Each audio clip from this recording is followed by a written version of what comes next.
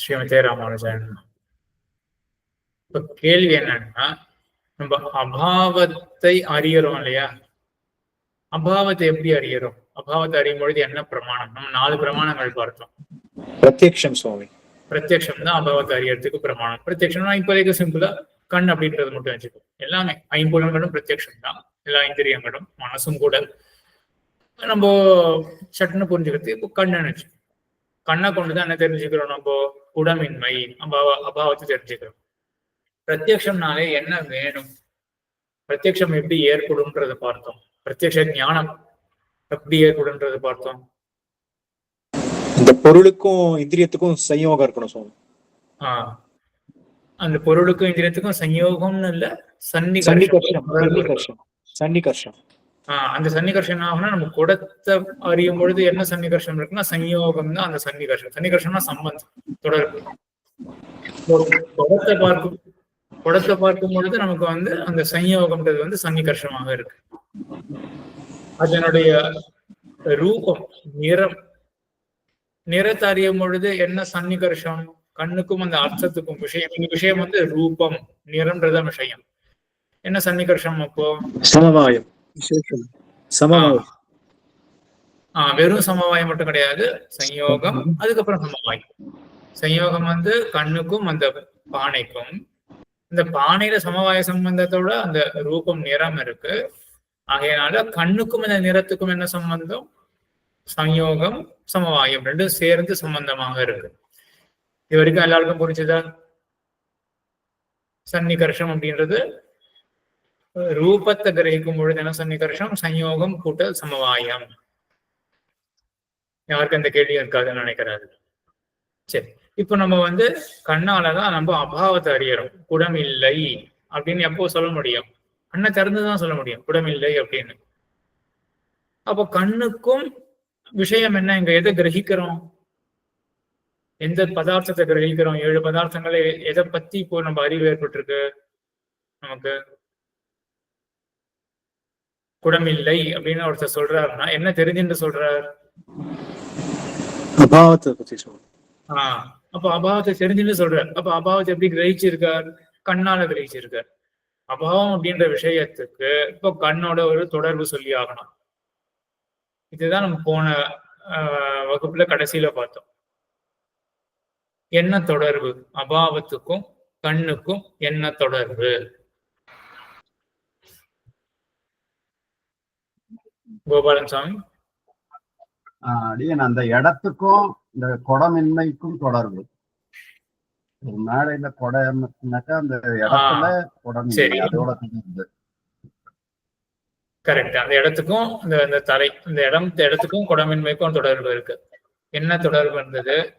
இந்த இடத்துக்கும் குடமின்மைக்கும் என்ன தொடர்பு இருந்தது? பிரத்யக்ஷம். அபாவம் இல்ல, பிரத்யக்ஷ தொடர்பு. ரங்கராஜன் சுவாமி. கண்ணுக்கும் அந்த இடத்துக்கும் சயோகம் சம்பந்தம். அந்த இடத்துல குடமின்மை ஒரு விசேஷணமா இருக்கு. அதுக்கும் அந்த இடத்துக்கும் விசேஷணத்துக்கும் சமவாய சம்பந்தம். அப்படி சமவாய சம்பந்தம் கிடையாது, விசேஷணமே தான் சம்பந்தம். அந்த குடத்துல சமவாய சம்பந்தத்தோட நிறம் இருக்கு இல்லையா? அதே போல இந்த தரை எப்படி இருக்கு அப்படின்னா குடம் இல்லாத ஒரு தரையா இருக்கு. அப்ப விசேஷமா இவ்வளவுதான் சம்பந்தம். அதுக்கு இது விசேஷணமா இருக்கு. அந்த தரைக்கு குடமின்மைன்றது விசேஷணமாக இருக்கு. பட் இந்த விசேஷத்துக்கும் விசேஷணத்துக்கும் நடுவுல சமவாய சம்பந்தம்னு ஒண்ணு வரலையா? தேவை கிடையாது, இங்க கிடையாது. அது கொஞ்சம் ஒரு இந்த நையாயிகனுடைய இது கொஞ்சம் மற்ற இடத்துல என்ன ஆகுது? இந்த குடம் எப்படி இருக்கு அப்படின்னு நம்ம கேட்டோம்னா என்ன சொல்றோம்? நீளமாக இருக்கு அப்படின்னு சொன்ன உடனே அங்க நீல நிறத்துக்கும் குடத்துக்கும் சமவாயம் அப்படின்ற சம்பந்தம் இருக்கு இல்லையா? அதே யோசிக்கிறது ரொம்ப சரியான யோசனை தான். சோ அதே போல இங்கேயும் என்ன ஆகுது? இந்த தரை எப்படி இருக்கு அப்படின்னு குடம் இல்லாத தரையா இருக்கு. அப்போ குடமின்மை இது எதுக்கு விசேஷனம்? தரைக்கு விசேஷனம். நம்ம நேச்சுரலா நமக்கு அடுத்தது என்ன தோணும்? அப்போ ரெண்டுத்துக்கு நடுவில் ஏதோ ஒரு சம்பந்தம் இருக்கணுமே. அது நம்ம என்ன சம்பந்தம் பார்த்திருக்கோம்? சமவாயம் அப்படின்னா சம்பந்தம் பார்த்திருக்கோம். சோ கரெக்டான தாட் ப்ராசஸ் தான், இப்படிதான். ஆனா என்னன்னா நையாயிகன் இங்க சமவாயம் அப்படின்றத ஒத்துக்கல. அது ஏன் ஒத்துக்கல அப்படின்றத இப்போ ரொம்ப டீப்பா போக வேண்டாம். சொரூப சம்பந்தம் அப்படின்றது இருக்கு. சோ அது இன்னும் கொஞ்சம் கன்ஃபியூஷன் ஏற்படுத்தும். அதனால இப்போ அது போக வேண்டாம். இப்ப நம்ம என்ன தெரிஞ்சுக்கணும் அப்படின்னா, இந்த தரைக்கு விசேஷணமாக என்ன இருக்கு? தரைக்கு எது விசேஷனம்? குடமின்மை. குடமின்மை தான் விசேஷனம். அப்போ கண்ணுக்கும் குடமின்மைக்கும் என்ன தொடர்பு? கண்ணுக்கும் அந்த தரைக்கும் சையோகம். அதுல விசேஷணமாக குடமின்மை இருக்கு. அப்போ கண்ணுக்கும் குடமின்மைக்கு என்ன சம்பந்தம் இருக்கு? சயோகம் கூட்டல் விசேஷணம். சரியா? இப்போ இந்த ரீதியில இப்ப யோசிச்சு பாருங்க. சயோகம் கூட்டல் விசேஷணம் அப்படின்ற ஒரு சம்பந்தமோ, அதே போல சயோகம் கூட்டல் விசேஷமும் ஒரு சம்பந்தமாக ஆகலாம் அப்படின்னு சொல்லி இருந்தேன். அது எக்ஸ்டெண்ட் பண்ண முடியாதா? நம்ம யோசனையை கொஞ்சம் எக்ஸ்டெண்ட் பண்ணலாம். விசேஷம் அப்படின்றது எப்படி சேர்க்கலாம்? சரி, கொஞ்சம் கஷ்டம் நினைக்கிறேன், நானே சொல்றேன் என்னன்னு.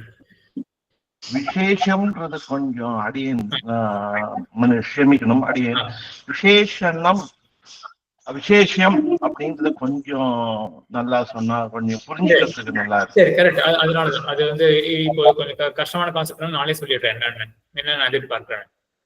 இப்போ தரை எப்படிப்பட்டது அப்படின்னு நம்ம என்ன சொன்னோம்? குடமில்லாத தரையா இருக்கு. இதுல யாருக்கும் சந்தேகம் கிடையாது. இப்போ எதை டிஸ்கிரைப் பண்றோம்?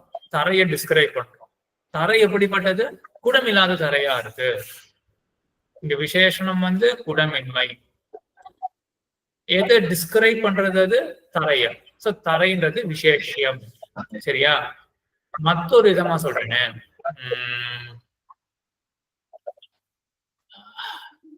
சைலன்ஸ் அப்படின்னு வச்சுக்கோமே. சைலன்ஸ்னா என்னது? சைலன்ஸ்னா வந்து ஒரு அபாவம்னு சொல்லலாமா?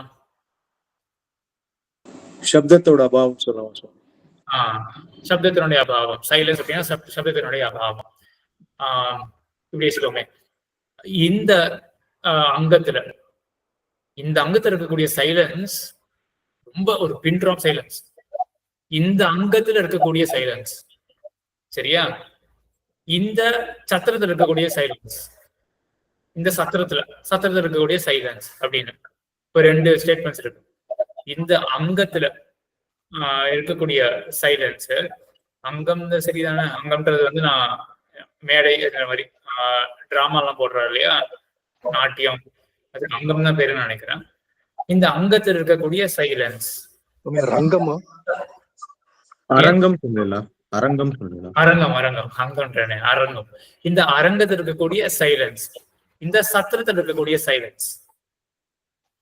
இப்போ என்ன விசேஷம்? இந்த அரங்கத்தில் இருக்கக்கூடிய சைலன்ஸ் என்ன விசேஷமா தோன்றது? அது விசேஷமா தோன்றது. விசேஷனம் வந்து சுவாமி சத்தம் இல்லாம இருக்கிறது விசேஷனம். விசேஷம் வந்து அந்த அரங்கம். இல்லை, அப்படி கிடையாது. நம்ம சொல்றது இந்த அரங்கத்துல இருக்கக்கூடிய சைலன்ஸ்.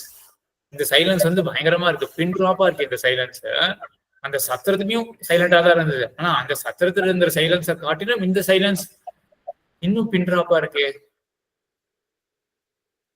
இப்ப நம்ம எதை டிஸ்கிரைப் பண்றோம்? சைலன்ஸ்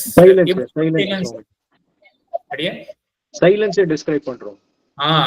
எந்த சைலன்ஸ்னா அரங்கத்துல இருக்கக்கூடிய சைலன்ஸ். எதுல இருந்து நம்ம வியாவிருத்தி பண்றோம்?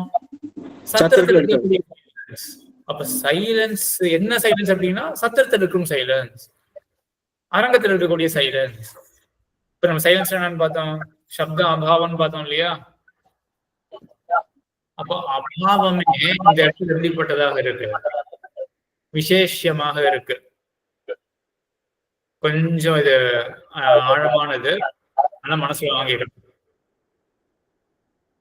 இப்ப புரிஞ்சுதா என்ன சொல்ல வரேன்னு?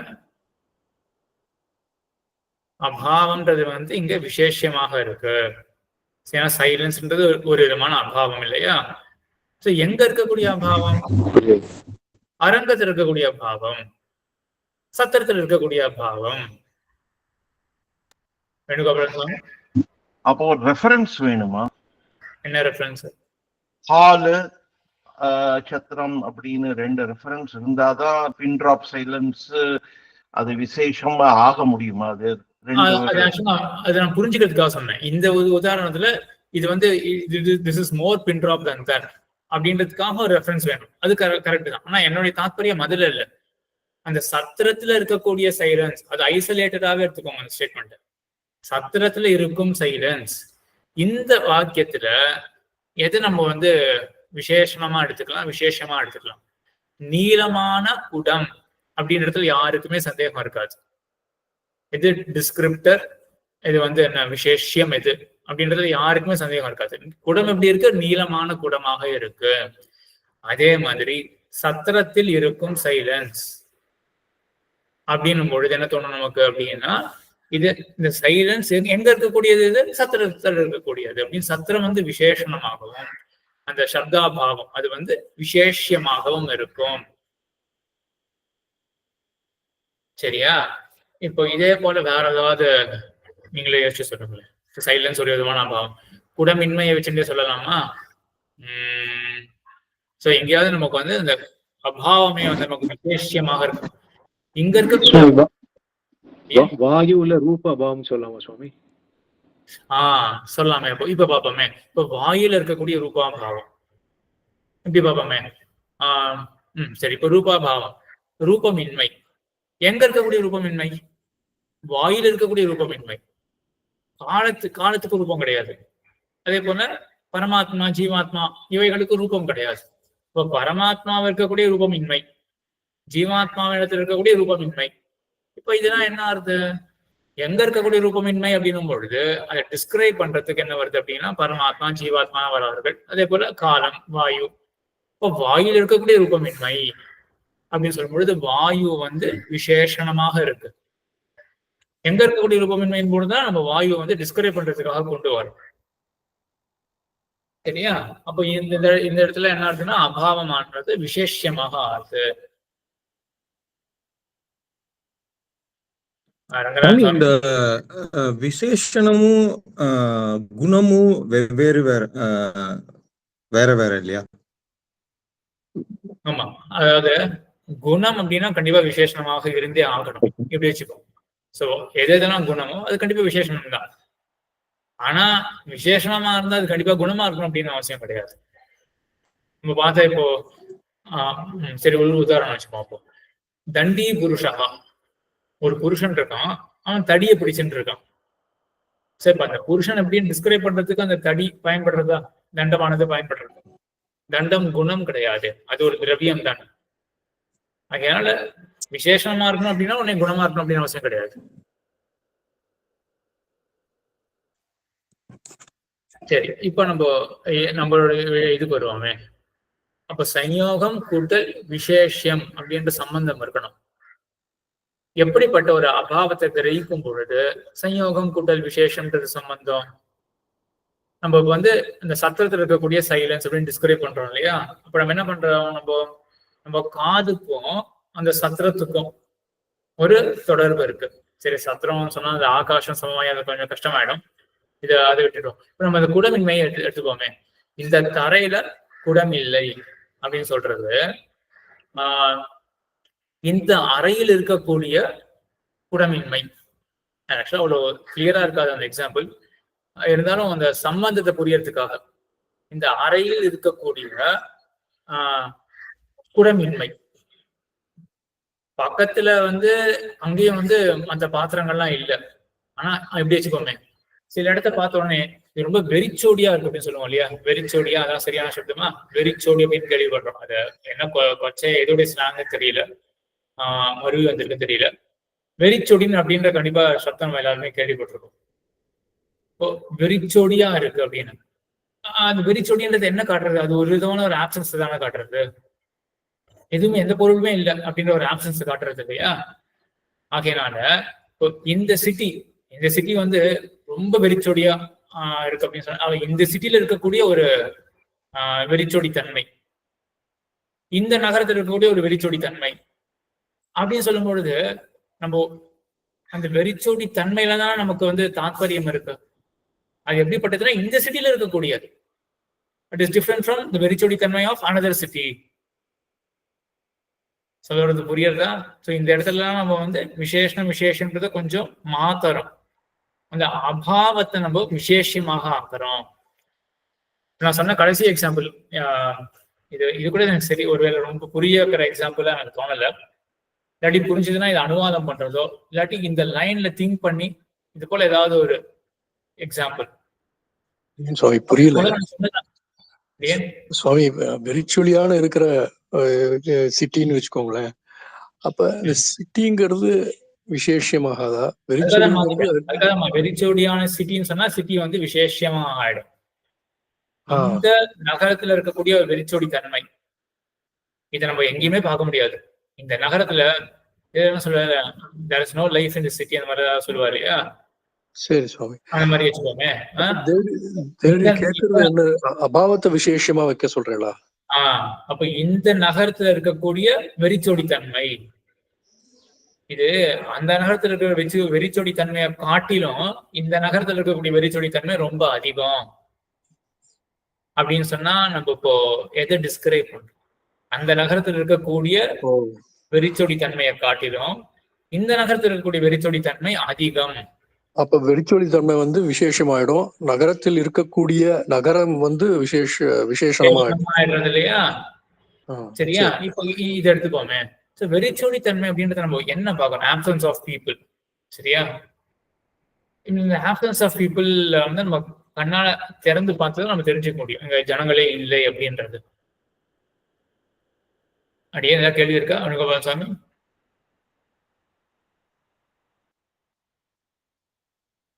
அந்த கிளாரிட்டி வரல அவன் அடிய, அந்த கிளாரிட்டி இன்னும் வரல. அந்த விசேஷனம் பர்ஃபெக்ட் கிளாரிட்டி இன்னும் மைண்ட்ல வரல. கொஞ்சம் ரெண்டும் ஒண்ணுக்குள்ள ஒண்ணு இன்டர்ட்வைன் ஆன மாதிரி இருக்கு அது.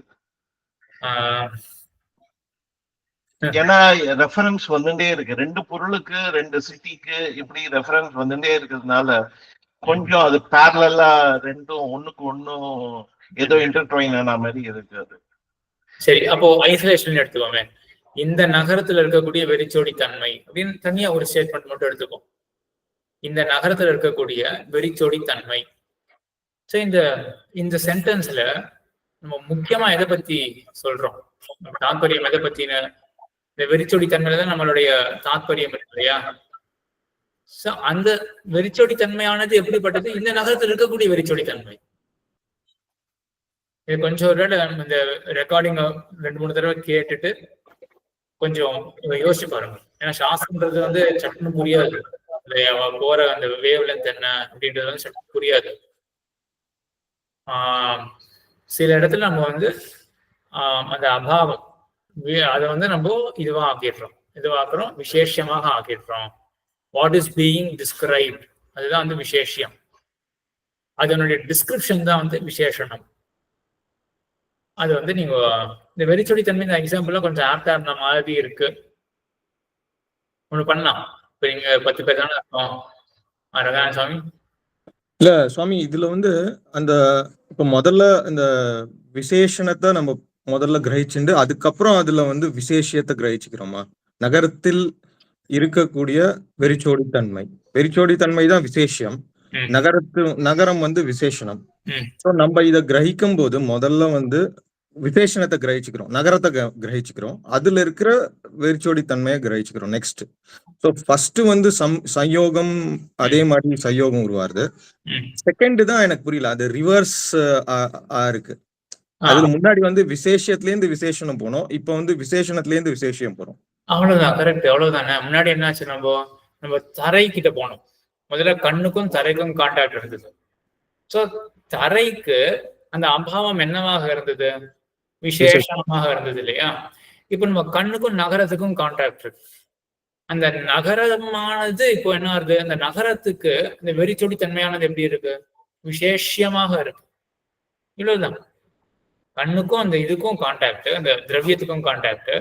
அந்த திரவியத்துக்கு அந்த அபாவமானது விசேஷமா இருக்கா, விசேஷமா இருக்கா? புரியுறதா? இப்போ அந்த நகரத்தில் வெறிச்சோடி இருக்குன்னா அது ஒரு விசேஷமா ஏன் இருக்கக்கூடாது? அது ஒரு அபாவம் தானே. யாருமே இல்ல, ஒண்ணுமே இல்ல அப்படின்னு உண்மை, அது இன்மைய சொல்றது. சோ சிட்டில ஒண்ணுமே இல்லைன்னு போது அது ஒரு விசேஷமா, அதோட அபாவமா, அதே விசேஷம் அந்த ரேஞ்சுக்கு அப்படி போகுது. கரெக்ட். அது என்ன தாற்பயம்னா, நம்மளுடைய மைண்ட் வந்து ரெண்டு விதமாவும் பெர்சீவ் பண்ணும், அவ்வளவுதான். இப்போ எல்லா நேரத்திலையும் இந்த நகரத்தை பார்த்து இந்த நகரம் ஏன் இப்படி வெறிச்சோடியா இருக்கு அப்படின்னு நம்ம மைண்ட் பெர்சீவ் பண்ணும் பொழுது அப்போ நகரமானது விசேஷமா இருக்கு, அதுக்கு அந்த வெறிச்சோடி தன்மையானது விசேஷணமாக இருக்கு. நம்ம மைண்ட் வந்து இப்ப நகரத்தை பெர்சீவ் பண்றது, இந்த நகரம் ஜனங்களே இல்லாமல் இருக்கு அப்படின்னு. இப்போ இந்த ஜனம் இல்லாத ஒரு தன்மை அதை பத்தி நம்ம தெரிஞ்சு வச்சுட்டு இருக்கோம் இல்லையா? அப்ப நம்ம பல ஜனம் இல்லாத தன்மையை பத்தி நம்ம அங்கங்க பார்த்திருக்கோம். ஒரு 10 நகரத்துக்கு போயிருக்கோம்னு வச்சுக்கோங்க, 10 நகரம் இல்ல 10 ஏதோ ஒரு பாலைவனம் ஏதோ அந்த மாதிரி அங்கங்க நம்ம போயிருக்கோம், 10 கிராமத்துக்கு போயிருக்கோம் அப்படின்னு வச்சுக்கோங்க.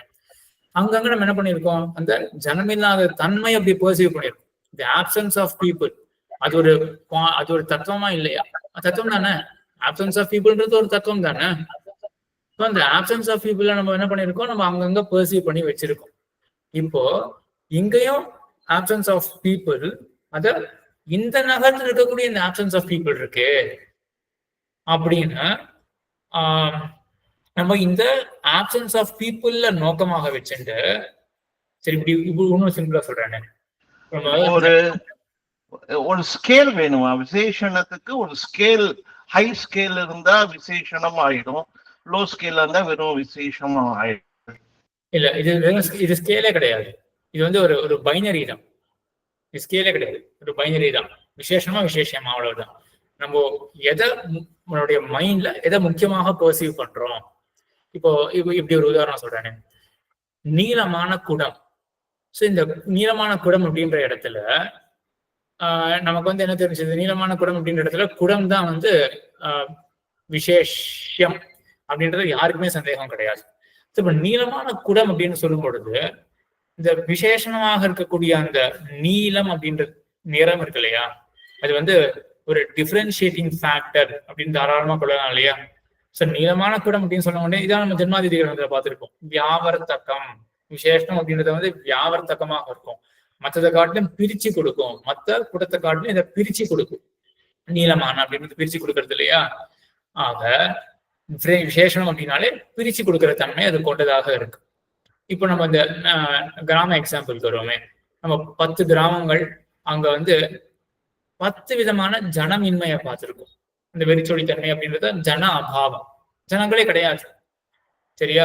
அப்போ இந்த ஜன அபாவம் அப்படின்றது 10 டிஃப்ரெண்ட் தத்துவங்களும், எப்படி 10 டிஃப்ரெண்ட் குடங்கள் இருக்கோ 10 டிஃப்ரெண்ட் தத்துவங்கள் இல்லையா? ஜனம் அபாவம் அப்படின்னு 10 டிஃப்ரெண்ட் ஜனம் அபாவம் இருக்கு.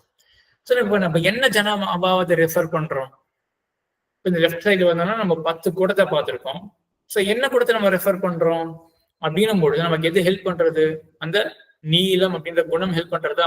நீளமான குடம் அப்படின்னு சொன்ன உடனே இந்த 10 இந்த காலம்ல இருக்கக்கூடிய ஒரு பர்டிகுலர் செல்லுக்கு நம்ம போறோம் இல்லையா? அந்த நீளம் அப்படின்னு ஆட்ரிபியூட் ஃபிக்ஸ் பண்ண உடனே கரெக்டா அதுக்கு போயிடுறோம். அதே போலதான் நம்ம 10 கிராமத்துல நம்ம என்ன பண்ணியிருக்கோம், 10 ஜனமின்மையை பார்த்திருக்கோம். இப்ப நம்ம ஒரு ஜனமின்மையை ரெஃபர் பண்ணணும். இப்போ ரெஃபர் பண்றதுக்கு எது ஹெல்ப்ஃபுல்லா இருக்கு? அந்த கிராமத்துல நான் பார்த்த ஜனமின்மை, இந்த கிராமத்துல நான் பார்த்த ஜனமின்மை. அப்ப இந்த ஜனமின்மைய 10 ஜனமின்மையில இருந்து டிஃபரன்ஷியேட் பண்ணி காட்டுறதுக்கு இப்ப நமக்கு எது பயன்படுறது? அந்த கிராமம் பயன்படுறதா? இது வந்து நான் பீகார்ல பார்த்த ஜனமின்மை, இது வந்து நான் சத்தீஸ்கர்ல பார்த்த ஜனமின்மை, அப்படி அந்த மாநிலம் ஏதோ ஒரு ஏரியா வந்து ஐடென்டிஃபை பண்ண ஹெல்ப் பண்றதா? இப்ப புரிஞ்சிருக்கும்னு நினைக்கிறேன். இப்ப யோசிப்போம், அப்ப விசேஷம் என்னவாக இருக்கு? ஜனமின்மை அப்படின்றது அந்த அபாவம் வந்து விசேஷமாக இருக்கு. எது விசேஷணமாக இருக்கு? அந்த இடங்கள் தானே விசேஷணமாக இருக்கு. ஸ்ரீதரன் சுவாமி புரியுறது. ஆனா இப்ப வந்து தேவரி சொல்லும் போது இந்த ஒரு கம்பேரிசன் பண்ணும் போது இது புரிஞ்சுடுறது, தேவரி சொல்றது இது விசேஷம் அது விசேஷம் மாறுறதுன்னு. பட் தனியா ஒரு ஸ்டேட்மெண்ட் எடுக்கும் போது அது கொஞ்சம் சிரமமா இருக்கு புரியறதுக்கு. இப்போ இந்த 10 ஸ்டேட்மெண்ட் எடுக்கும் போது புரிஞ்சது இல்லையா? புரிஞ்சு ஸ்டேட்மெண்ட். அப்ப அந்த டிஃபரன்ஷியேட் பண்றதுக்கு நம்ம என்ன ஸ்டேட்மெண்ட் சொல்ல போறோம்? இந்த மிதிலா நகரத்துல இருக்கக்கூடிய ஜனமின்மை அப்படின்னு ஒரே ஸ்டேட்மெண்ட் தானே, மிதிலா நகரத்தில் இருக்கக்கூடிய ஜனமின்மை. இப்போ இந்த ஸ்டேட்மெண்ட் நீங்க தனியா அனலைஸ் பண்ணி பாருங்க, ஐசோலேஷன்ல அனலைஸ் பண்ணி பார்க்கலாம். ஸ்டேட்மெண்ட்லயே மிதிலா நகரத்தில் இருக்கக்கூடிய ஜனமின்மை, இதுல எது விசேஷமா தோன்றது? இது மிதிலா நகரம்ன்றது விசேஷம்னு சொல்லவே முடியாது. ஜனம் இல்லாததாக மிதிலா நகரம் இருக்கு அப்படின்னு நம்மளுடைய தாத்பரியம் வந்து எங்க மைண்ட் வந்து மிதிலா நகரத்தை பர்சீவ் பண்ணிருக்கு முக்கியமாக. அந்த மிதிலா நகரம் எப்படிப்படுதுன்னா ஜனம் இல்லாததாக இருக்கு அப்படின்னு நம்ம இப்போ சொல்லும் பொழுது எப்படி இருக்கு, மிதிலா நகரத்தில் இருக்கக்கூடிய ஜனமின்மை அப்படின்னு சொல்லும் பொழுது நம்ம மைண்ட் என்ன பர்சீவ் பண்ணிருக்காங்க. பர்சீவ் பண்ணதானே நம்ம பேசுறோம், அதானே இந்த தார்க்கிகனுடைய தாட் ப்ராசஸ். அப்ப நம்ம பர்சீவ் பண்ணதை பேசும்பொழுது மிதிலா நகரத்தில் இருக்கும் ஜனமின்மை அப்படின்ற பொழுது ஜனமின்மை தான் அங்க விசேஷம். சரியா? வேணுகோபாலன் சாமி கோபாலன் சாமி 2 பேரும் கேட்டிருக்காங்க. ஜனமின்மை விசேஷம், மிதிலா நகரம் விசேஷனம், அப்படித்தானே? என்னது? ஜனமின்மை விசேஷம், மிதிலா நகரம் விசேஷனம். அவ்வளவுதான். ஜனமின்மை விசேஷம், மிதிலா நகரம் விசேஷனம். அவ்வளவுதான். கோபாலன் சாமி மேல ஒரு நகரங்களை சொல்லும் போது மேல 2 நகரங்கள்னு சொல்லும் போது ஒன்றுக்கு மேல சொல்றோம் நாம. அப்போ விசேஷம் மாறுமா? 2 நகரங்கள்ல விசேஷம் மாறுமாங்க. 2 நகரங்களும் விரிச்சோடி இருக்கு. அப்போ அந்த அபாவம்ன்றது விசேஷணமாக மாறி இல்ல அப்படி இல்ல. நம்ம ஒண்ணு பண்ணுவோம், இப்போதைக்கு இந்த டாபிக் அப்படியே நிறுத்திடுவோம். எனக்கு என்னன்னு தோணுதுன்னா ஒரு தடவை மறுபடியும் எல்லாரும் இதை கேளுங்க. இந்த விசேஷம் அப்படின்ற டாபிக் ஒரு தடவை கேளுங்க, நல்லா டைஜஸ்ட் பண்ணிக்குவாங்க. அது விசேஷம் அப்படின்றது எனக்கு ஏதோ எல்லாருமே எல்லாம் புரிஞ்சுருக்கீங்க அப்படிதான் தோன்றது. இப்போ இந்த கேள்வி கூட இந்த 2 நகரம் அப்படின்றது கூட ரிலேட்டடா தான் இருக்கு.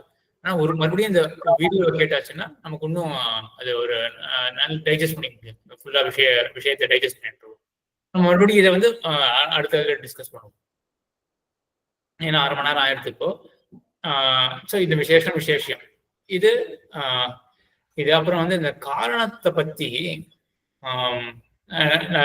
பொதுவாக அந்த பதில் என்ன இருந்ததுன்னா, அந்த காரணம் அப்படின்னு சொல்றது வந்து ஞானம் இருக்கு இல்லையா, ஞானம் வந்து காரணமாக இருக்குமா இருக்காதா அப்படின்னு. அதுல அநேகமா எல்லா பதிலும் எப்படி இருந்ததுன்னா, நம்ம ஞானத்தையும் வந்து அந்த கர்த்தாவோடய சேர்த்துடணுமே. குயவன் அப்படின்றவன் ஞானத்தை கொண்டு வந்தாங்க. ஸோ நம்ம ஞானத்தையும் கர்த்தாவோடய சேர்த்துடணுமே. இதுதான் சரியான தாட் ப்ராசஸ். ஏன்னா நம்ம சாஸ்திர யுனித்வாதிகளுக்கு அப்படிதான் பார்த்துருக்கோம். இப்போ கர்த்தா அப்படின்னாலே என்ன அர்த்தம், அந்த அறிவை கொண்டவன் அப்படின்றது தான். ஆனா இந்த கேள்வியில எனக்கு இன்னொரு சட்டில் அம்சம் ஒண்ணு தோணிச்சு. இப்போ கேள்வி என்ன அப்படின்னா, ஞானம் வேணுமா வேண்டாமா அப்படின்றது வந்து நம்ம குயவன் அக்செப்ட் பண்ணிட்டோம். அதுல யாருக்குமே சந்தேகம் கிடையாது. குயவன் கண்டிப்பா காரணம் தான். நியத்த பூர்வபரித்தியாக குயவன் இருக்கான். குயவன் நாம என்ன மீன் பண்றோம்? குயவன் அப்படின்னா செய்யக்கூடியவன். ஜென்ரலா அப்படிதான, ஒரு பொருள் இருக்குன்னா செய்யறதுக்கு எவனாவது வேண்டாமா, அவ்வளவுதான் அர்த்தம். செய்யறதுக்கு ஒருத்தன் வேணும் அப்படின்றதுதான். இப்போ ஞானம் இல்லாம செய்ய முடியாது, அப்போ ஞானம் அதுல அடக்கம் தானே அப்படின்றது இது பதில். சரியா? இதை கூட கொஞ்சம் நம்ம உள்ள ஆராய்ந்து பார்த்தோம்னா இப்படி யோசிச்சு பார்ப்போமே. ஒரு ஞானம் இருக்கு, ஞானம் இருந்தா மட்டும் போறோமா? போறாது. அவன் கை காலெல்லாம் இல்லை அப்படின்னு வச்சுக்கோமே, அவன் பண்ண தெரியும், இந்த சாமர்த்தியம் இருக்கு. அது மட்டும் போறாது. கடைசியில் என்ன வேணும் அப்படின்னா அவன் கையில அசைக்கணும். இதுதான் நமக்கு வேண்டிய அந்த குடம் ஏற்படுறதுக்கு உண்மையாக அந்த முயற்சி. நம்ம 24 குணங்கள்ல ஞானம்ன்றது ஒரு குணம் பார்த்திருக்கோம், புத்தி அப்படின்னு ஒரு குணம் பார்த்திருக்கோம், கிருத்திகி அப்படின்னு ஒரு குணம் பார்த்திருக்கோம், இச்சா கிருத்திகி அப்படின்னு மற்ற குணங்களும் பார்த்திருப்போம். ஆத்மாவில் இருக்கக்கூடிய குணங்கள். கிருத்திகி அப்படின்னா முயற்சின்னு அர்த்தம். முயற்சி இருந்தால் என்ன ஆகும்னா உடம்ப வந்து அசைக்க போறான். அதுக்கு மேல ஆக ஞானம் இருக்கு, என்ன பண்ணணும் அப்படின்னு தெரிஞ்சிருக்கு. அதுக்கப்புறம் அவனுக்கு இச்சையும் வேணும். இச்சை இருந்தால் தான் அவன் பண்ண போறான். அதுக்கப்புறம் என்ன பண்ணுவான்னா அதுக்கப்புறம் அவன் முயற்சி செய்யணும். ஸோ இப்போ இந்த ஞானத்தினால முயற்சி ஏற்படுறது, முயற்சியால குடமானது ஏற்படுறது. அப்போ முயற்சி வேணும் அப்படின்னு சொன்னாலே போதுமே. இந்த முயற்சி ஞானத்தினால்தான் வந்தது அப்படின்றது இருக்கட்டும், முயற்சி இருந்தா போதும், இப்போ கரெக்டா இருந்தா போதும் அப்படின்னு இந்த கேள்வியை பார்க்கலாம். இதுக்கு பேரலா ஒண்ணு சொல்றேன். இப்போ குயவன் பண்றான் இல்லையா, குயவன் எப்படி அவன் உலகத்துல வந்திருப்பான்? அவனுடைய அப்பா இருக்கிறதுனால தானே. இதுதான் குலால பித்தா அப்படின்னு சொல்லுவாரு. இப்போ குலாலன் இருக்கான் அப்படின்னா குலால பித்தா இருந்தா தான் குலாலன் இருக்க முடியும். இப்ப இந்த குடத்துக்கு குலாலன் காரணம் போல குலால பித்தாவும் காரணமா அப்படின்னு கேள்வி வரும். அப்படி வரும்பொழுதுதான் இதுதான் நம்ம அந்த அந்யதா சித்தம் அப்படின்றது ஒண்ணு பார்த்தோம் இல்லையா. இந்த குலால பித்தா அவன் எதுக்காக பயன்படுறான்? குலாலனை ஏற்படுத்துறதுக்காக பயன்படுறான். சோ அதுவே போதுமே. அதுக்கப்புறம் குலாலனே மேற்கொண்டு அவன் பார்த்துப்பான் இல்லையா, குடத்தை பண்றதுக்கு குலாலன் போதுமே அப்படின்னு. சோ அந்த ரீதியில பார்த்தோம்னா ஞானம் இருக்கு. ஞானம் இருந்து என்ன பண்றது? அந்த ஆத்மாவுக்கு முயற்சி வருது, இதை பண்ண வேண்டும் அப்படின்ற ஒரு முயற்சி வருது. இப்ப ஞானம் முயற்சி ஏற்படுத்துறது. முயற்சி தானே குடம் பண்றதுக்கு வேணும். இப்போ குடத்துக்கு காரணம் முயற்சி, அதுக்கு பின்னாடி ஞானம் இருக்கு இப்படின்னு ஒரு யோசிக்கலாம். இதுவும் நையாயிக்க மதத்துல அக்செப்டபிள் அப்படின்னு தான் தோன்றது. ஞானத்தினால முயற்சி, முயற்சினால குடம் அப்படின்னு. இது முன்னூறு இந்த காலத்துல எல்லாமே ஆட்டோமேட்டடா, இந்த காலத்துல எல்லா ப்ராசஸும் மேனுஃபேக்சரிங் ப்ராசஸ் எல்லாமே ஆட்டோமேட்டட் தான். இப்போ குடம் வேண்டதுக்கு என்ன அங்க உண்மையா என்ன வேண்டியிருக்கு? அங்க வந்து அந்த ஹியூமன் என்ன ஆக்டிவிட்டி அதை ரெப்ளிகேட் பண்றதுக்கு மிஷின் வச்சிருக்க போறான் இல்லையா? ஸோ கடைசியில் என்ன வேண்டியிருக்கு அவங்க குடம் பண்றதுக்கு? அந்த ஆக்ஷன்ஸ் தான் வேண்டியிருக்கு. அந்த ஆக்ஷன் வந்து நம்ம ஏற்கனவே ப்ரோக்ராம் பண்ணி வச்சுட்டு அந்த ஆக்ஷன் நம்ம ஏற்படுத்துறோம். ஹியூமன் விஷயத்துல அவனோட ஞானத்தினால அந்த ஆக்ஷன் வருது. ஸோ கரெக்டான கடைசியில் என்ன பண்றதுக்கு ஒருத்தன் அந்த செயல், அந்த முயற்சி அப்படின்னு யோசிச்சு பார்த்தோம்னா இந்த ஞானம், ஞானத்துக்கு அப்புறம் முயற்சி, முயற்சினால இந்த குடம் அப்படின்னு சொன்னோம்னா வந்து நம்ம ஞானத்தை வந்து அன்னிதா சித்தமா ஆக்கிடலாம். ஆனா ஞானமும் அங்க இன்வால்வ் அப்படின்னு சொல்றவருக்கு என்ன தாற்பயம்னா, இந்த ஞான முயற்சின்றது ரொம்ப அப்படி எப்படி சொல்றது, வெட்டு ஒண்ணு துண்டு ரெண்டு அப்படின்னு பிரிக்க முடியாது. ரெண்டுத்தையும் ஒரு ஒரு ஹார்டா ரெண்டுத்தையும் பிரிக்க முடியாது அப்படின்னு சொன்னா அப்ப ஞானத்தையும் இன்டெகிரேட் பண்ணி தான் நம்ம பார்க்கணும். அப்போ ஞானமானது குயவன் இடத்துல இன்டெகிரேட் ஆயிருக்கு, மொத்தமாக தான் காரணம் அப்படின்னு இந்த மாதிரி யோசிக்கலாம். இந்த கேட்டுக்கு அடியேன் சுவாமி. அப்போ அடியேன் ஞானம் அப்படின்றது நாலேஜ் பிளஸ் புத்தி, அறிவு பிளஸ் புத்தி. அந்த புத்தின்றது அந்த காரியக்கா புத்தின்னு நீங்க சொன்னேன்.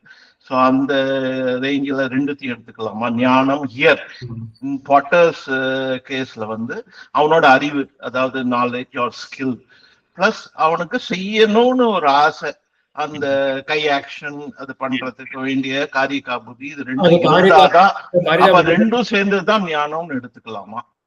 அப்படி எடுத்துட்டோம்னா அப்ப ஞானத்தையும் நம்ம இன்டெகிரேட் பண்ணிடுறோம் காரணத்துக்குள்ள. எல்லாத்தையும் சேர்த்துதான் ஞானம் அப்படின்னு எடுத்தோம்னா ஞானத்தை இன்டெகிரேட் பண்ணிடுறோம் அப்படின்னு. ஞானம் அப்புறம் காரிதா புத்தி அப்படின்றது வந்து ஆக்சுவலா இது எனக்கு நான் அதை செய்ய வேண்டும் அப்படின்ற ஒரு புத்தி, அதுவே முயற்சி கிடையாது. செய்ய வேண்டும்ன்ற புத்தி ஏற்பட்ட அப்புறம் அதுக்கப்புறம் நம்ம செயல் ஈடுபடுறோம் இல்லையா, எஃபர்ட் தான் முயற்சின்றது. ஸோ எஃபர்ட்ன்றது வேற, காரிதா புத்தின்றது கிட்டத்தட்ட இச்சை தான். அது நான் செய்ய வேண்டும் அப்படின்ற ஒரு எண்ணம். அதுக்கப்புறம் நமக்கு எஃபர்ட் அப்படின்றது ஒண்ணு இருக்கு. இது இந்த காரிதா புத்தி நல்லா ஞாபகம் இருக்கீங்க, அது விஞ்ஞாசாதிகாரத்துல ஏற்கனவே நம்ம பார்த்துருக்கோம். ஸோ அங்க இந்த காரிதா புத்தி அப்படின்றது ஒன்னே போதுமான இருந்தது. அதை நான் ரொம்ப கன்ஃபியூஸ் பண்ணேன் விரும்புறதுனால அந்த காரிதா புத்தி அப்படின்றது மட்டும் சொல்லியிருந்தேன்.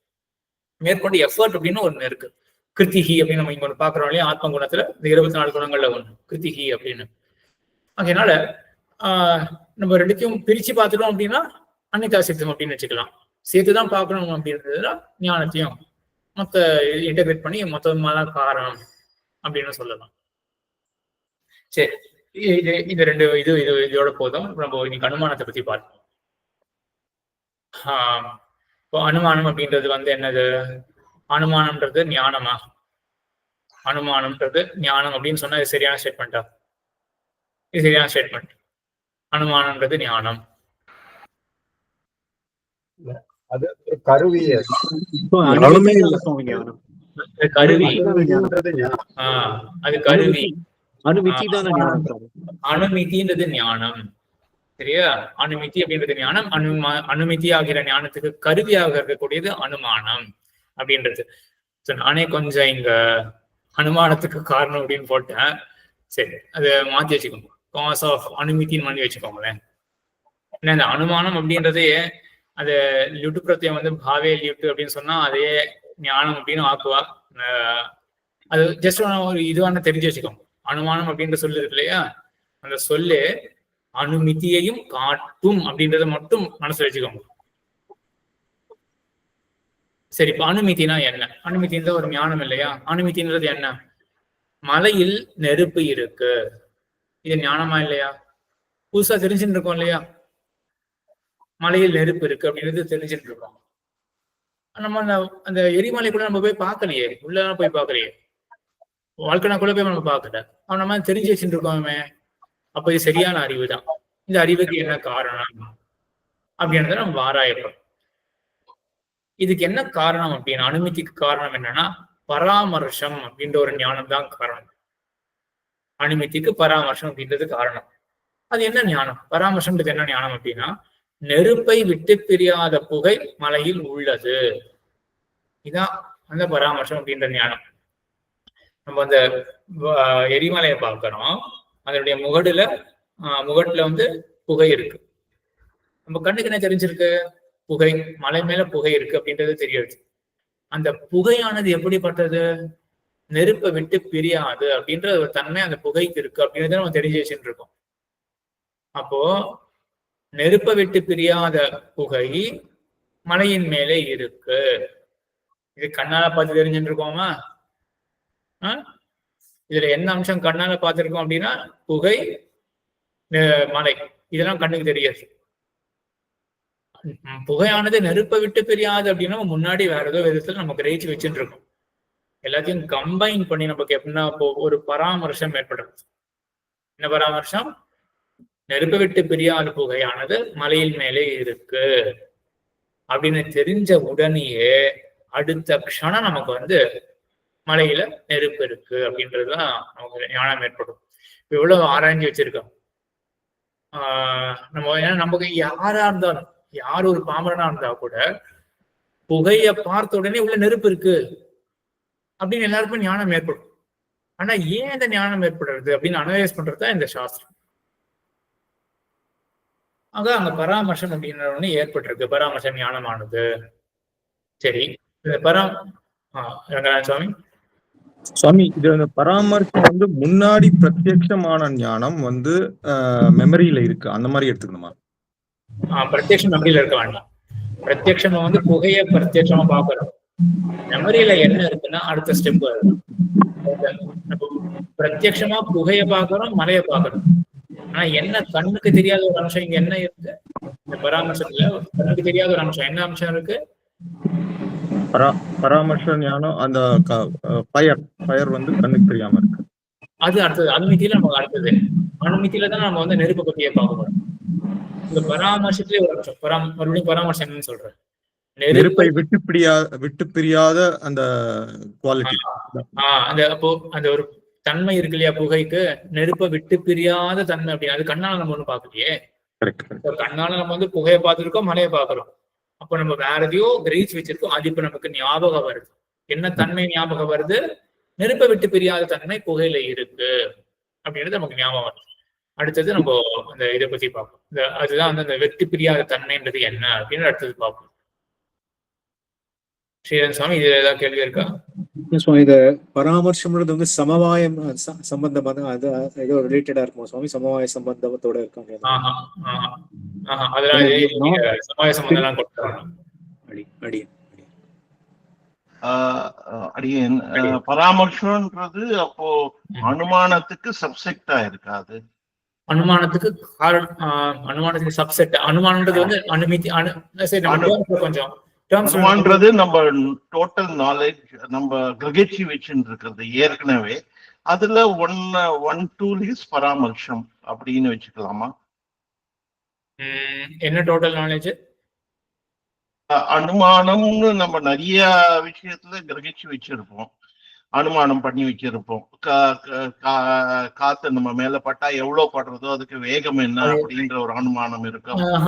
அந்த மாதிரி எல்லாம் இருக்கு. இல்ல, அது எல்லாமே நம்ம வந்து இப்போ பட்சம் தான். நம்ம எல்லாமே அதை பத்தி விசாரம் தான் பண்ண போறோம். இப்போ காத்து நம்ம மேல வேகமா பட்டா நமக்கு எவ்வளவு பாதிப்பு வரும் அப்படின்றதும் அதுவே வந்து ஒரு அனுமதி தான். அது நம்ம இன்ஃபர் பண்றோம் இல்லையா? இப்போ எல்லா இன்ஃபரன்ஸ் பத்தி தான் பேச்சு. ஒவ்வொரு இன்ஃபரன்ஸுக்கும் ஒவ்வொரு காரணம் இருக்கு. ஸோ சப்செட் அது மாதிரிலாம் பார்க்க வேண்டாம், ஒவ்வொரு தனித்தனியாக பார்ப்போம்.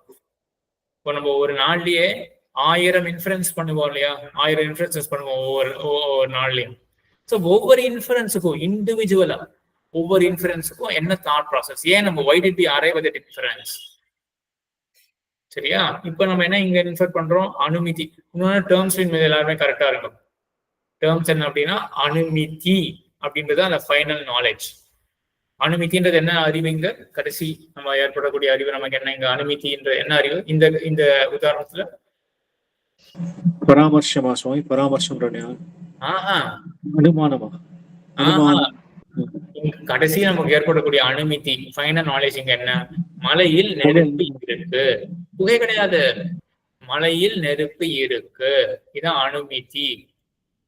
எல்லாரும் இந்த டேர்ம்ல கான்ஸ்டன்ட், அவங்களோட யூசேஜும் கான்ஸ்டன்டா இருக்கட்டும், அப்பதான் கேள்விகளும் என்னால ஒழுங்கா பதில் சொல்ல முடியும். ஸோ அனுமிதி அப்படின்றது ஃபைனல் நாலேஜ். இங்க நம்ம கண்ணுக்கு தெரியாத ஒரு பொருளை பத்தி தெரிஞ்சுக்கிறோம். மலையில் நெருப்பு இருக்கு, அதுதான் அனுமிதி. அதுக்கு காரணம் என்ன? எப்படி நம்ம தெரிஞ்சுட்டோம்? ஏன்னா அதுக்கு முன்னொடியில நமக்கு ஒரு பராமர்ஷன்ற ஞானம் ஏற்பட்டிருக்கு. பராமர்ஷன்ற ஞானம்னா என்னது? புகையானது மலையில இருக்கு, அது மட்டும் கிடையாது, அது நம்ம கண்ணு தெரியாது. நெருப்பை விட்டு பிரியாத புகை மலையில் இருக்கின்றது அப்படின்னு முன்னாடி தெரிஞ்சு வச்சுட்டு இருக்கோம். இப்ப நீங்க யோசிச்சு பாருங்களேன், குழந்தை இருக்கு, குழந்தை மலைக்கு மேல புகையை பார்க்குமா? பார்ப்போம். ஆனா அதுக்கு தெரியுமா உள்ள நெருப்பு இருக்கு அப்படின்னு? அதுக்கு தெரியல. ஆனா நமக்கு மட்டும் தெரியுது உள்ள நெருப்பு இருக்கு அப்படின்னு. நமக்கு அந்த அனுமதியை நமக்கு ஏற்படுறது இல்லையா? அப்ப அதுல இருந்து தெரிஞ்சுக்கணும் இல்லையா? நம்ம குழந்தைய காட்டும் நம்ம அதிகமா ஏதோ நம்ம கிரகிச்சு வச்சுட்டு இருக்கோம். என்ன கிரகிச்சு வச்சுட்டு இருக்கோம்? அந்த மலை, அது அந்த புகையானது நெருப்பு விட்டு பிரியாது அப்படின்னு தன்மையை கிரகிச்சு வச்சுட்டு இருக்கோம். ஸ்ரீதரன் சுவாமி. சோ இந்த மலை நெருப்பை விட்டு பிரியாதது புகைன்னு முன்னாடி தெரிஞ்சு வச்சு கொண்ட ஞானத்துக்கு ஸ்மிருதின்னு சொல்லலாமா? ஸ்மிருதியே தான், ஸ்மிருதியே தான். ஸ்மிருதின்றது வந்து முன்னாடி நம்ம தெரிஞ்சு வச்சிருந்துக்கணும், அதே நமக்கு இப்ப ஞாபகமா இருக்கு. அடி சரி, அப்ப என்ன முன்னாடி தெரிஞ்சு வச்சுட்டு இருக்கோம்? அதுதான் வியாப்தி ஞானம் அப்படின்னு பெயர். வியாப்தி அப்படின்றது வந்து விட்டு பிரியாத தன்மை. இது வந்து எது? அந்த புகையினுடைய ஒரு தன்மை. வியாப்தி அப்படின்றது புகையினுடைய ஒரு தன்மை. எத்திர எத்திர புகை தத்திர தத்திர நெருப்பு. சம்ஸ்கிருதம் இங்கிலிருந்து கம்பைன் பண்ணி எழுதியிருக்கேன். எங்கெங்கெல்லாம் புகை இருக்கோ அங்கங்கெல்லாம் நெருப்பு இருக்கும். சரியா?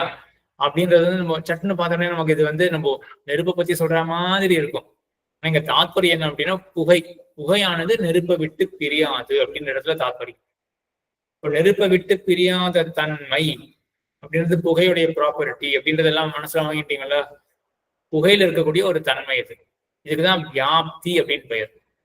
சரியா? நெருப்பை விட்டு பிரியாத தன்மை. இப்ப நம்ம முன்னாடியே நிறைய இடங்கள்ல புகையை நெருப்பையும் சேர்த்து சேர்த்து பார்த்துருக்கோம். இப்ப நம்ம என்ன கிரகிச்சு வச்சிருந்தோம்? நமக்கு ஒரு நாள் திடீர்னு தோன்றது, நெருப்பை விட்டு புகையானது பிரியாது அப்படின்னு நமக்கு தோணி இருக்கு. சரியா? அதுக்கப்புறம் ஒரு மாசம் கழிச்சு நம்ம எரிமலையுடைய காலுக்கு போறோம்.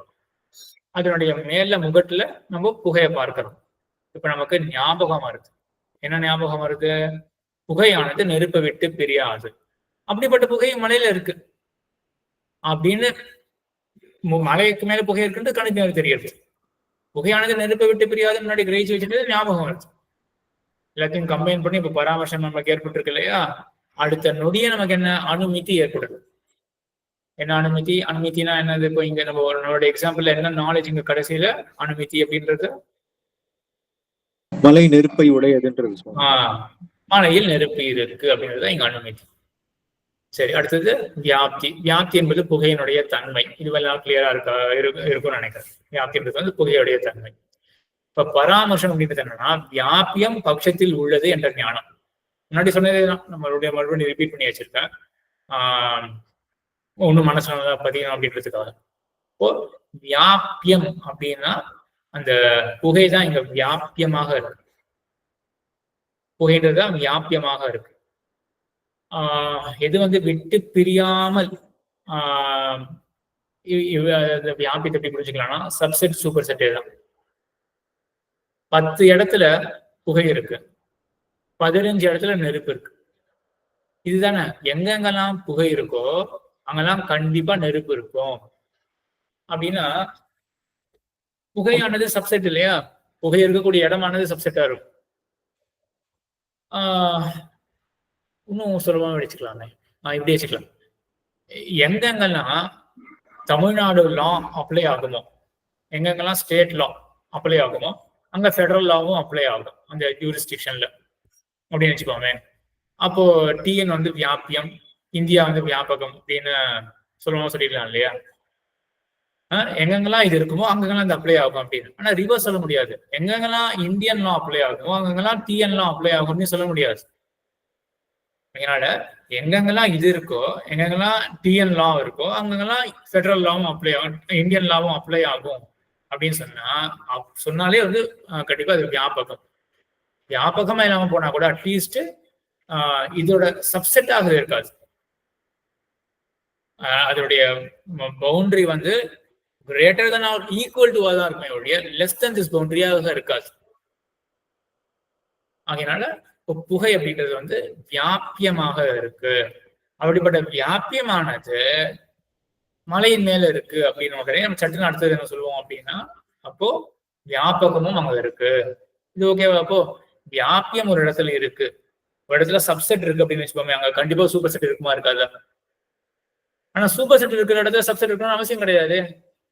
இவ்வளவுதான் கான்செப்ட் இங்க சொல்றது. இப்போ வியாபியம் சப்செட்.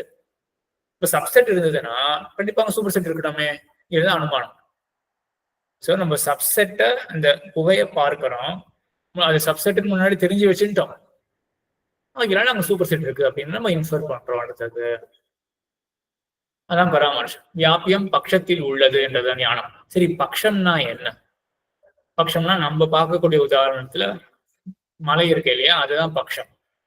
சரி, பட்சம் அப்படின்றதுக்கு என்ன டெஃபினேஷன்னா, நம்ம எந்த இடத்துல சாத்தியம் நம்ம இருக்குன்னு ஸ்தாபிக்க போறோமோ, எதை அறியறோமோ, அதுதான் பட்சம். நம்மளுடைய உதாரணத்துல பர்வதம், மலை பட்சம். நெருப்பு சாத்தியம், புதுசா அதை பத்தி தானே தெரிஞ்சுக்க போறோம். மலையில நெருப்பு இருக்குன்னு புதுசா தெரிஞ்சுக்க போறோம். நெருப்பு சாத்தியம்.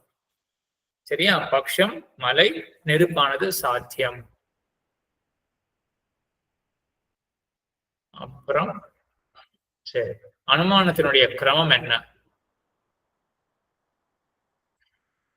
நம்ம இது புகையானது வியாபியம், அது சப்செட், அது வந்து அதை விட்டு நெருப்பானது பிரியாது அப்படின்னு நம்ம எப்படி முன்னாடி தெரிஞ்சு வச்சுக்கிட்டோம் அப்படின்னா, சபக்ஷம் அப்படின்னு ஒரு டேர்ம் இருக்கு. சபக்ஷம் அப்படின்னா எவ்விடத்தில் சாத்தியம் இருக்கு என்று காணப்பட்டிருக்கோ அதுதான் சபக்ஷம். நம்மளுடைய உதாரணத்துல நம்ம என்ன பண்றோம், பர்வதத்துல நெருப்ப சாதிக்க பார்க்கிறோம். பர்வதம்ன்றது பட்சம், சாத்தியம் என்னது, இங்க எது சாதிக்கப்படுறதோ, எது புதுசாக அறியப்படுறதோ அதுதான் சாத்தியம். நம்மளுடைய உதாரணத்துல எது சாத்தியம்? நெருப்பு சுவாமி. நெருப்பானது சாத்தியம். எல்லாருக்கும் ஓகேவா? எல்லாரும் இதை ஃபாலோ பண்றீங்களா? நெருப்பானது சாத்தியம். சரியா?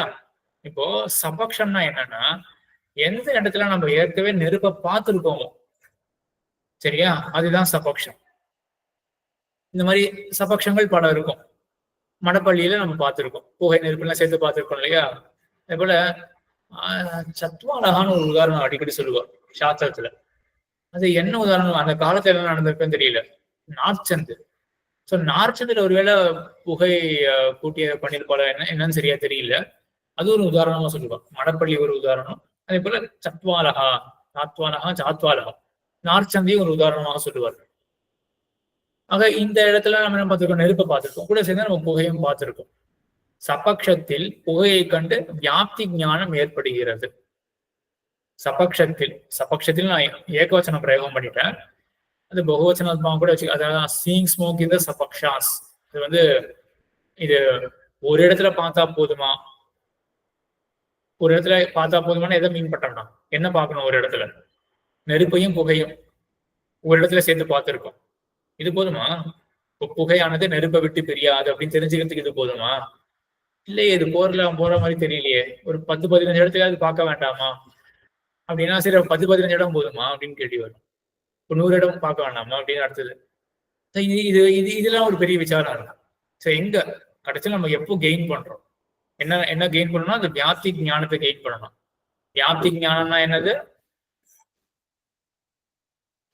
புகை புகை புகை இருக்கிறதா சொல்ல வியாப்தி ஞானம். புகை புகை வந்து நெருப்பு விட்டு பிரியாத, சாரி, புகை நெருப்பு விட்டு பிரியாத இருக்கிறது தான் வந்து வியாப்தி ஞானம். அப்படின்றது வியாப்தி, அது அறியறது வியாப்தி ஞானம். புகையானது நெருப்பை விட்டு பிரியாது அப்படின்றது, அதுதான் வியாப்தி, அது தன்மை, புகையினுடைய தன்மை, அதை நம்ம அறிஞ்சுக்கிறோம் இல்லையா? இப்போ ஒரு இடத்துல நம்ம வந்து மடப்பள்ளியில ஒரு நாள் ஒருத்தர் பார்த்துட்டார், புகையை நெருப்பு சேர்த்து பார்த்துட்டார், உடனே அவர் தோணிடுமா புகையானது நெருப்பை விட்டு பிரியாது அப்படின்னு தோணிடுமா? சரி, அப்போ தோணாது. ஒரு வாரம் அவர் மடப்பள்ளியில போய் தலிகை பண்றார், அவர் பார்த்துட்டார். சரி, இதையும் ஒரு வாரத்துக்கு தோணணுமா? 5 நாள்ல தோணக்கூடாதா? 10 நாள்ல தோணாதா? எங்க இது அதுக்குன்னு சொல்ல ரிசர்ச் எல்லாம் இருக்கு. சோ எப்போ நமக்கு தோண வாய்ப்பு இருக்கு, ஏதோ ஒரு விதத்துல நமக்கு வந்து எப்பயோ சபக்ஷத்துல வந்து சில சபக்ஷங்கள் சில பேருக்கு ஒரே ஒரு பட்சத்துல பார்த்தா கூடயோ ஒரு சபக்ஷத்துல பார்த்தா கூடயோ என்ன தோணும், புகையானது நெருப்பை விட்டு பிரியாது அப்படின்றது தோணி போயிடும். சரியா? அப்போ சபக்ஷத்துல புகையை கண்ட பிறகு ஞாப்தி ஞானம் நமக்கு ஏற்படுறது, புகையானது நெருப்பை விட்டு பிரியாது அப்படின்னு. இப்ப நம்ம பர்வதத்துக்கு வரும். பர்வதத்தில் புகையை கண்டு வியாப்தி ஸ்மரணம் ஏற்படுகிறது. இப்ப புரியுறது இல்லையா? நமக்கு இப்போ ஸ்மரணம் ஏற்படுறது, ஞாபகம் ஏற்படுறது. அதற்கு பிறகு பராமர்சம் ஏற்படுறது. பராமர்சம்ன்றது என்னது? அது ஒரு ஞானம். என்னென்னலாம் காம்பனன்ட்ஸ் இருக்கு அந்த ஞானத்துல, பராமர்சத்துல என்னென்னலாம் காம்பனன்ட்ஸ் இருக்கு?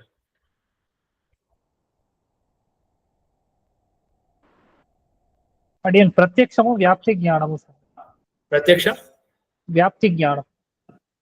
என்ன பிரத்யக்ஷம்? பிரத்யக்ஷம் கண்ணால அந்த புகை இருக்கிறத பார்க்கிறான். அதுக்கப்புறம் அது வியாப்தி ஞானமும் இருக்கு.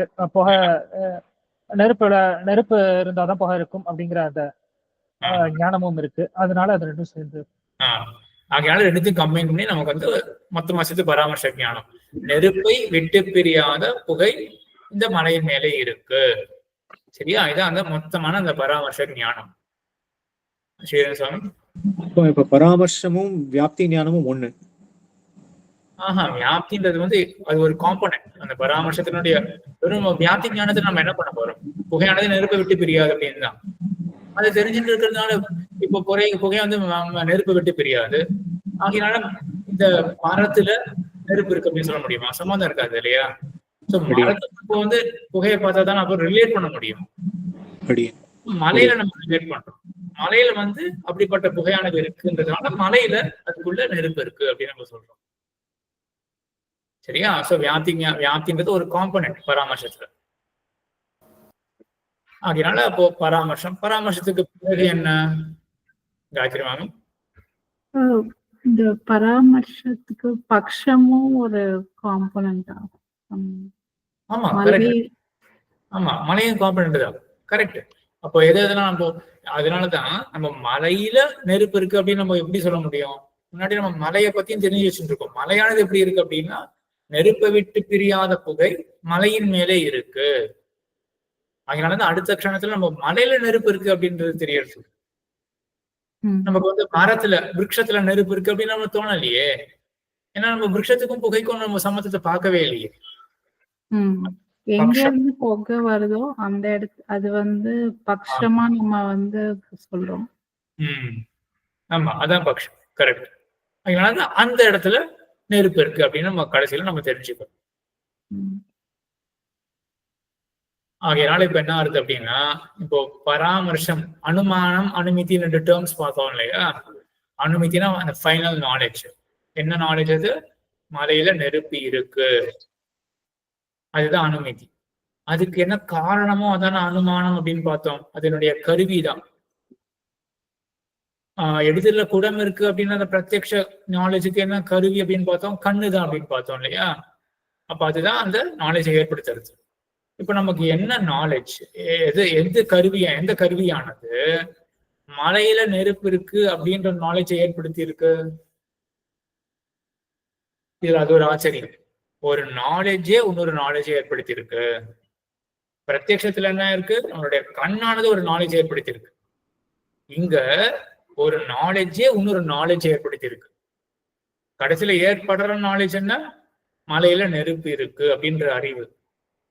அந்த அறிவை ஏற்படுத்துறதுக்கு என்ன பயன்பட்டிருக்கு? இங்க முன் க்ஷணத்துல என்ன இருந்திருக்கு? அதுதான் காரணம் அப்படின்றது. கருவின்றது முன் க்ஷணத்துல இருக்கிறதுதான கருவி. முன் க்ஷணத்துல நமக்கு என்ன ஏற்பட்டிருக்கு? பராமர்சம்ன்ற ஞானம் தானே. புரியுறதா? இதை கொஞ்சம் இன்டர்லைன்ஸ் பண்ணிக்கோங்க. 2-3 தடவை கேட்டாதான் அது மனசுல ஏறும். ஆக அனுமதி அப்படின்ற ஞானம் அது ஏற்படுவதற்கு அனுமானம், பராமர்சம் அதுதான் கருவி. ஆக பராமர்சம் தான் அனுமானம். பராமர்சம் ஒரு நாலேஜ், அதுதான் இன்னொரு நாலேஜ் நமக்கு ஏற்படுத்துறது. சரியா?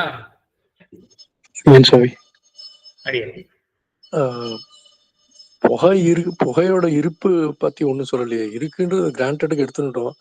ஆனா அது காரணத்துல அதை ஒண்ணு சேர்க்கவே இல்லையே. கிராண்டடா அதாவது பராமர்சம் தெரிஞ்சுக்கிறோம். சுவாமி இப்போ புகை இருக்குன்றத கண்ணால பார்த்து தெரிஞ்சுக்கிறோம். அது வந்து இந்த பராமர்சம் அப்படின்ற இடத்துல இப்போ எவ்வளவு காம்பனன்ஸ் இன்வால்வ் ஆயிருக்கு. புகை மலையில இருக்கு அப்படின்றது அது ஒரு பிரத்யக்ஷ ஞானம். சரி ஒரு நாலேஜ் தான். கடைசி இந்த நாலேஜ் தான் அடுத்த ஒரு நாலேஜை இன்டியூஸ் பண்ண போறது. அது நம்ம இடத்துல அது ஏற்படுத்த போறது. சரியா? ஆனா வெறும் பிரத்யக்ஷம் மட்டும் இங்க போறாது. குழந்தை கூட பார்க்கும். குழந்தை கூட என்ன பண்ணும், மலைக்கு மேல புகை இருக்கு அப்படின்ற பிரத்யக்ஷம் அதுக்கு குழந்தைக்கும் இருக்கும். ஆனா அதுக்கு என்ன மிஸ்ஸிங், இந்த வியாப்தி ஞானம் அப்படின்ற காம்பனன்ட் அதுகிட்ட இல்ல, அந்த குழந்தை கிட்ட. அதனாலதான் அந்த குழந்தை வந்து நெருப்பு இருக்கு அப்படின்னு தெரிஞ்சுக்க முடியல அடுத்தது. ஆனா இன்னொருத்தர் வந்து அனுமானம், அவருக்கு அனுமதி ஏற்படுறது, அவருடைய நாலேஜ் வந்து ஃபுல்லா இருக்கு. அவர் நாலேஜ் வந்து வெறும் புகையானது மலையில இருக்கு அப்படின்றது மட்டும் இல்லை, எல்லாம் இன்னொரு காம்பனண்ட்டும் வேண்டி இருக்கு இல்லையா, அதுவும் அவர் வந்து அதுவும் அங்க இன்கார்பரேட் அந்த அடங்கி இருக்கு அந்த நாலேஜ்ல. என்ன ஆஸ்பெக்ட், இன்னொரு ஆஸ்பெக்ட் நெருப்பை விட்டு பிரியாதது புகை அப்படின்ற ஆஸ்பெக்டும். ஸோ மொத்தமா சேர்ந்து ஒரு நாலேஜ் ஏற்பட்டிருக்கு. யார் இந்த பெரியவர் பாக்குறவருக்கு நெருப்பை விட்டு பிரியாத புகை மலையில் இருக்கு தெரிஞ்சு வச்சுட்டு இருக்காரா. இது ஒரு நாலேஜ். இப்போ இது இந்த நாலேஜ்னால அடுத்த க்ஷணம் இன்னொரு நாலேஜ் ஏற்படுறது அவருக்கு, மலைக்குள்ள நெருப்பு இருக்கு அப்படின்னு இன்னொரு நாலேஜ் ஏற்படுறது. இப்ப இந்த வாசிக்குரியர் தான் பிரத்யக்ஷத்துல என்ன ஆகுது அப்படின்னா, கண்ணை திறந்து அதுல ஒரு நாலேஜ் நமக்கு ஏற்பட போறது. அங்க நாலேஜ் இஸ் கெட்டிங் கிரியேட்டட். ஏன்? கண்ணுக்கும் அந்த பொருளுக்கும் தொடர்பு இருக்கிறபடினால, அவ்வளவுதான். ஆனா இங்க ஒரு நாலேஜே இன்னொரு நாலேஜை ஏற்படுத்துறது. பராமர்சம்ன்றது ஒரு நாலேஜ், அந்த அனுமதின்ற ஒரு நாலேஜை ஏற்படுத்துறது.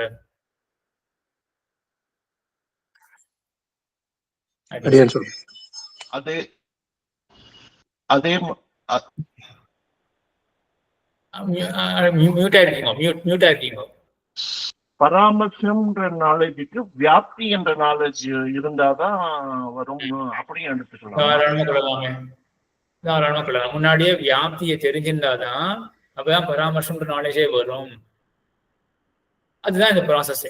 முதல்ல வந்து அவன் நிறைய பட்சங்களை பார்க்கறான். அவனுக்கு அந்த வியாப்தி ஞானம் ஏற்பட்டிருக்கு. அதுக்கப்புறம் மலை அடிவாரத்துக்கு போறான். வியாப்தி ஸ்மரணம் ஏற்படுறது. ஸோ வியாப்தி ஸ்மரணம் பிளஸ் பிரத்யக்ஷம் கம்பைன் ஆகி பராமர்சம், அதுக்கப்புறம் அனுமதி அப்படின்றது ஏற்படுறது.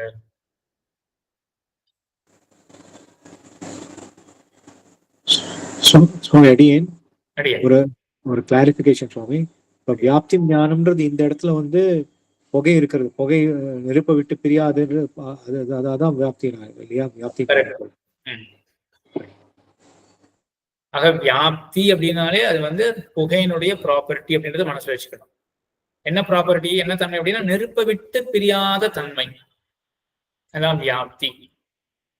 இந்த வியாபகம் வியாபியம் அதெல்லாம் அந்த சப்செட் சூப்பர் செட்ல இன்னும் கொஞ்சம் சுலபமா இருக்கும்னு நினைக்கிறேன். ஸோ சப்செட் இருந்தாலே கண்டிப்பாக சூப்பர் செட் இருக்கும் அப்படின்றது அந்த இதனுடைய அண்டர்லைன் கான்செப்டே அதுதான், அனுமானம் அப்படின்றதுல. Vyapam வியாபகம் subset super set. சரி, இது இன்னொரு தடவை கேட்கலாம்னு தோன்றது. இது ஒரு தடவை பார்த்துக்கோங்க. இது அப்புறம் அந்த சயோகம், இந்த விசேஷம்லாம் இருக்கு இல்லையா, அதெல்லாம் ரொம்ப இன்ட்ரெஸ்டிங்கான கான்செப்ட். ஸோ எப்படி நம்ம விசேஷத்தெல்லாம் நம்ம பார்க்கலாம் அப்படின்னு. சரி சரி, அடுத்தது நம்ம அதுக்கு மேல ரெக்கார்டிங் ஸ்டாப் பண்ணிடுறேன்.